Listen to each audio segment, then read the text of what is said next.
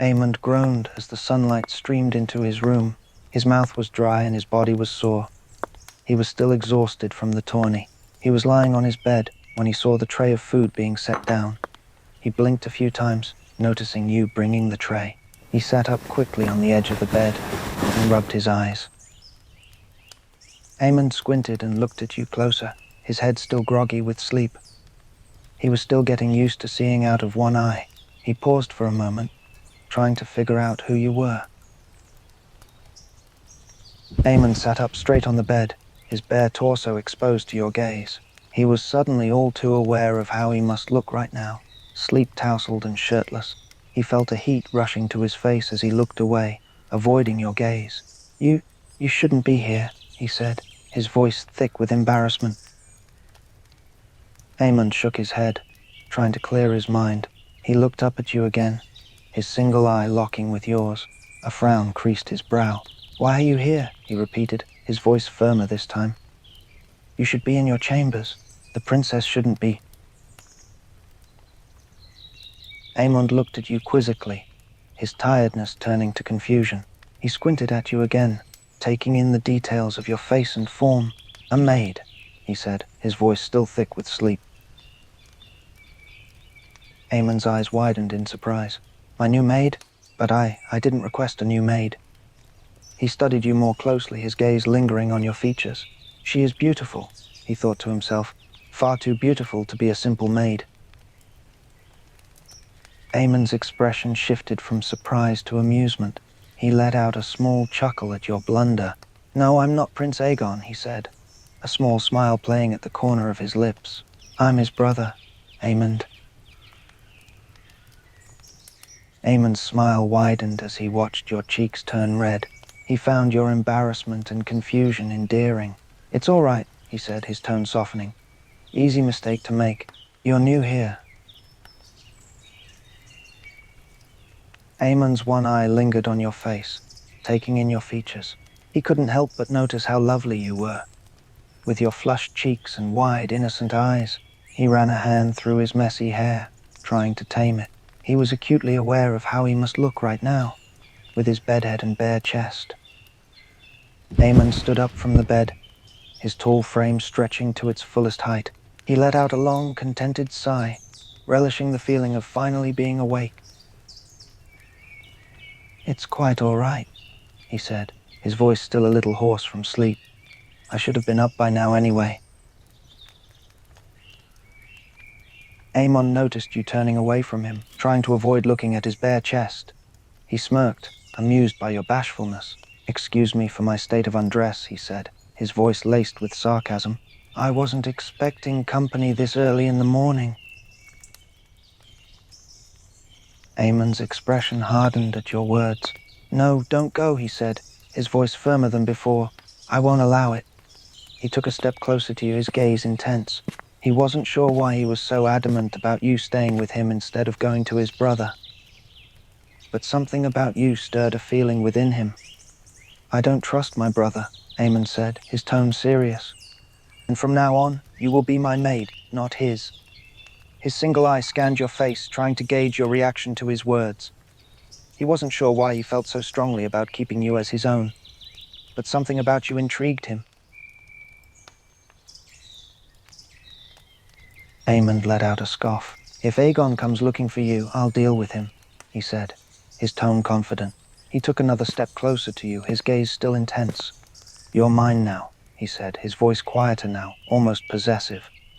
Aemond noticed your quickened breathing and the fear in your gaze. He took another step closer, closing the distance between you. "There's no need to be scared," he murmured, his voice quiet but firm. "I'm not going to hurt you. I'm only trying to protect you." Aemond nodded, his gaze locked with yours. "Yes," he said, his voice low and firm. "From men like my brother, men who would use you and hurt you." Aemond gestured to the table with the breakfast tray on it. "Come," he said, his voice soft yet commanding. "Sit and have some breakfast with me." He pulled out a chair for you, gesturing for you to take a seat. He watched you closely, studying your every move.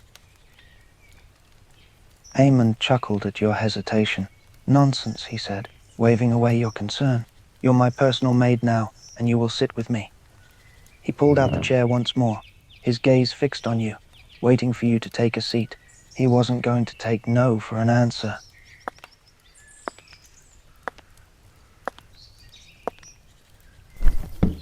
Aemond smiled as you reluctantly took a seat at the table. He could see the uncertainty etched on your face, but he didn't care. He sat down across from you, his gaze never leaving your face. He watched as you fidgeted awkwardly in your seat, clearly uneasy about the situation. "You don't need to be so nervous," he said, his voice still low and calming. "I won't bite." Aemond noticed your lack of movement and the way you were just sitting there, staring at him. "You need to eat too," he said, his tone gentle but firm. "You can't serve me properly if you're not well fed." He gestured to the plate of food in front of you, silently coaxing you to eat with him. His gaze lingered on you, observing your every reaction. Aemond ate some fruit, his gaze drifting from his plate to your face. He watched you intently, studying the way your eyes darted from the food to him and back again. There was something about you that intrigued him. Your hesitance and uncertainty made him want to reassure you, to show you that he wasn't just like his brother. Aemond couldn't help but smile at the sight of you finally eating. Seeing you take those first unsure bites made him feel oddly satisfied. He leaned back slightly in his chair, still watching you closely. "There you go," he said, his voice soft and approving. "Good girl." As the sunlight streamed through the room, Aemond couldn't help but admire your beauty. Your features looked softer in the light, your hair glistening like gold. He chuckled suddenly, breaking the silence. "I really thought you were a princess," he said, shaking his head in disbelief. Aemond studied your shy expression, his gaze softening as he spoke. "You may be a commoner, but there's something about you that's different," he said, his voice quieter now. "You have an air of elegance and grace that I've never seen in a commoner before." He watched you closely, trying to decipher your thoughts and feelings.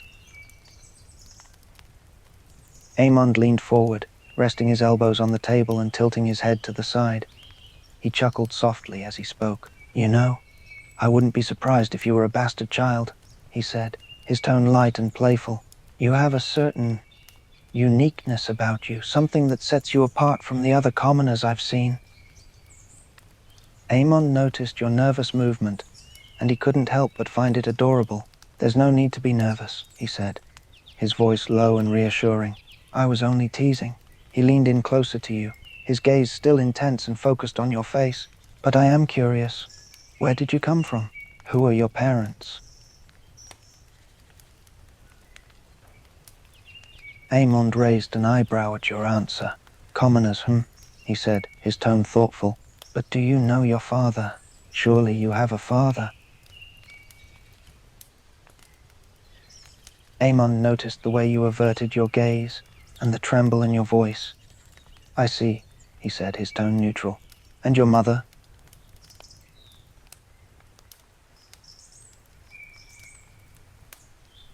Aemond leaned back in his chair, his gaze roaming over your features intently. He was trying to see if there were any clues in your face that would indicate who your father might be. His gaze lingered on your eyes, your nose, your lips, trying to see if he could find any resemblance. Aemond stood up from his chair and began walking towards you. He moved with a graceful purpose, his footsteps measured and controlled. He stood in front of you, his tall frame looming over you as he looked down into your eyes. Aemond reached out and gently brushed his hand through your hair, his touch soft and tender, his fingertips traced along the strands, feeling the soft texture of your hair. He seemed transfixed by the blonde bits blending into the brown, and he found them strangely captivating. And he couldn't help but make the connection. "You know," he said, his tone contemplative, "those blonde streaks, they could come from a Lannister." Aemond could sense your nervousness at his insinuation, and he chuckled lightly. "Relax," he said, his tone light and gentle. I'm not accusing you of anything. I'm just saying it's a possibility. It's nothing to be ashamed of. Aemond quickly held out a hand, gently placing it on your shoulder to stop you from leaving. Not so fast, he said, his tone light but firm. You're my personal maid now, remember? You don't go anywhere until I say so. Aemond stayed standing next to you, his hip pressed against the table. He continued playing with your hair absent-mindedly, running his fingers through the strands. I think I'll have my guards run a background check on your family, he said, his voice low and thoughtful. Just to satisfy my curiosity, you understand. Aemond chuckled softly at your insistence that the background check wasn't necessary. He leaned in closer to you, his face only a few inches away from yours. You don't have to be royalty to have a secret, sweetling, he murmured, his breath warm on your skin. And don't you think it's just a little odd that your mother never told you who your father is?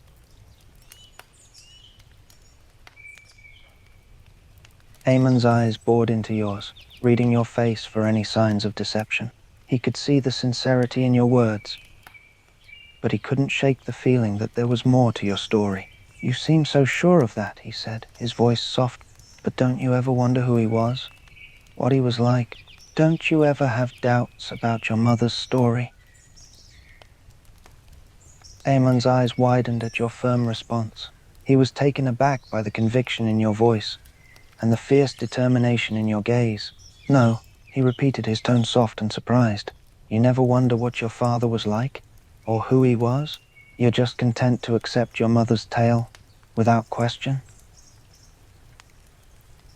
Aemond tilted his head back slightly to look into your eyes, his gaze never faltering. There was a challenge in his gaze, as if he didn't quite believe you. Loyalty to your mother is admirable, he said, his tone slightly mocking. But what if your mother has been lying to you? What if there's more to your father than she's letting on? Aemond's gaze softened as he heard the hurt in your voice. He could see the pain behind your words, the anger towards a father who had abandoned you. Perhaps he did abandon you, he said, his tone a little gentler now. But that doesn't mean he didn't care. Sometimes people have to make difficult decisions, even if it means leaving those they care about behind. Aemond stood up straighter as you stood up, his gaze still locked on your face. He was a few inches taller than you now, towering over you. His eyes roamed over your features, as if he was committing them to memory. Aemond nodded slowly, his gaze lingering on your face for just a moment longer. He could see the tension in your shoulders, the hesitation in your eyes. Very well, he said, his tone almost reluctant. I won't keep you any longer. You have your duties to attend to, and I have mine. He let you go, but not before watching you leave the room, his gaze following your every move.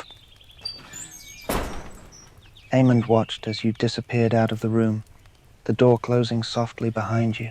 He stood in silence for a moment, his mind still on your words and your face. I'll find out who your father is, he muttered to himself, determination in his voice. I'll find out one way or another. Aemond's mind wandered as he thought about you, his thoughts swirling with possibilities. There's something about her, he mused to himself, still running a hand through the silky tresses of his hair. It's that golden hair, that grace. She's not a commoner. She can't be.